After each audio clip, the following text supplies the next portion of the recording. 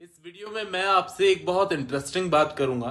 Exams में repeat होने वाले क्वेश्चंस का पैटर्न कैसे पकड़ा जाता है।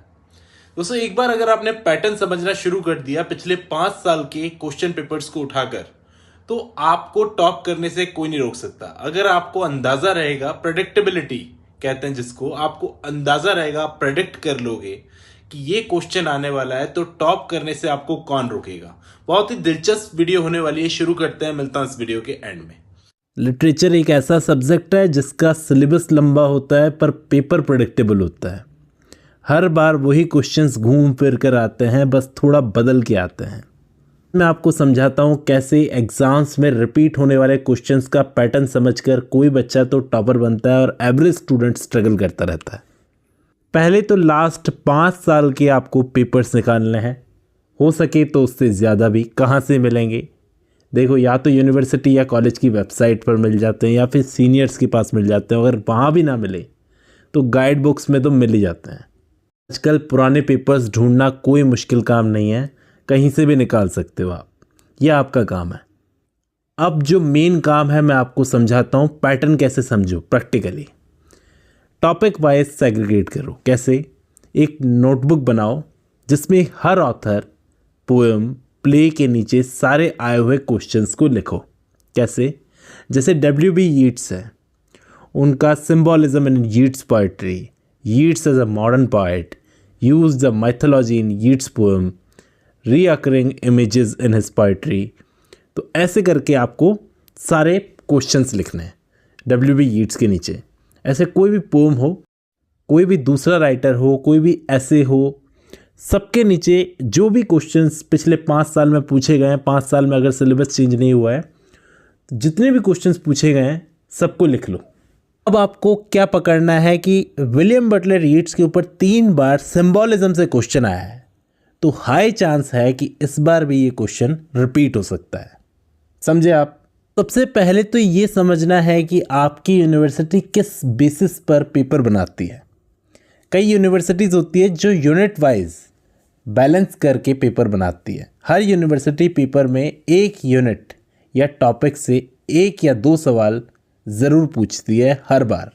आप देखते होंगे ना, पेपर में unit first, unit second, unit third ऐसे बटी हुई होती है, unit A, unit B, unit सी।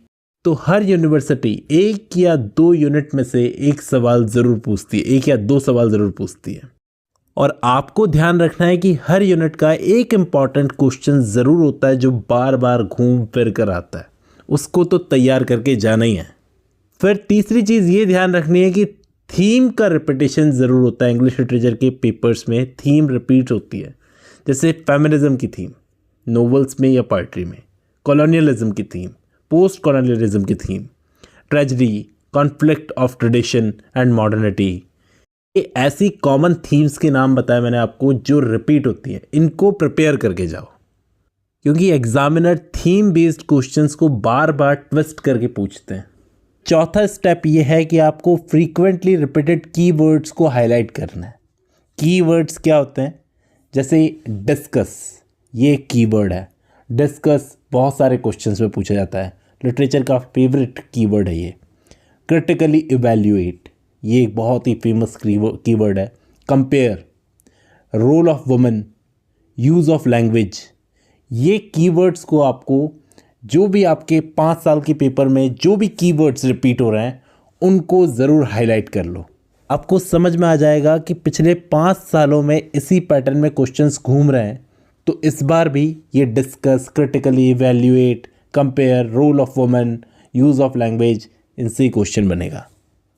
और ध्यान रखना, थीम के बारे में जो मैंने बताया, एक थीम अगर 5 में से 3 बार आई है, 3 सालों में आई है, तो 80% चांस है कि इस बार भी आएगी।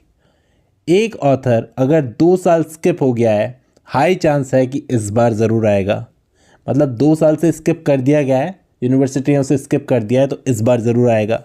तो दोस्तों, आप स्टूडेंट लाइफ में, वो भी BA में हो, अपना टाइम बचाकर पैटर्न बेस्ड शॉर्टलिस्ट बनाना शुरू कर दो। 100 क्वेश्चंस पढ़ने की ज़रूरत नहीं है, 25 प्रिपेयर करो, 25 प्रिपेयर करो जो रिपीट हुए हैं। ठीक है? मॉडल आंसर स्टडी करो, इन्हीं क्वेश्चंस पर फोकस करो। मतलब जो भी आपने पकड़े हैं ना क्वेश्चंस, उन पर फोकस करो। क्वालिटी लिखने की प्रैक्टिस करो। कि इन्हीं पर क्वालिटी आंसर लिखना है मुझे। कोटेशंस भी आपको वैसे ही याद रखनी है कि आपके सामने जब पेपर आए तो आपको तो पहले ही पता हो कि ये क्वेश्चन आना ही है, तो उसी हिसाब से कोटेशंस तैयार करो, उसी हिसाब से लिटरेरी टर्म्स को रेडी करो। से ही पैटर्न पकड़ा जाता है किसी भी पेपर का। उम्मीद कर रहा हूँ आपको ये वीडियो हेल्पफुल रहेगी। आज की इस वीडियो में बस इतना ही।